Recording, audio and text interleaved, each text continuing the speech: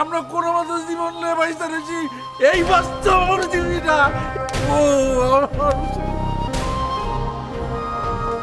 খবরদার, আমার অফিসার স্বামীকে আর একবার হাত দিলে আমি কিন্তু আপনাদের কাউকে ছেড়ে দেব না।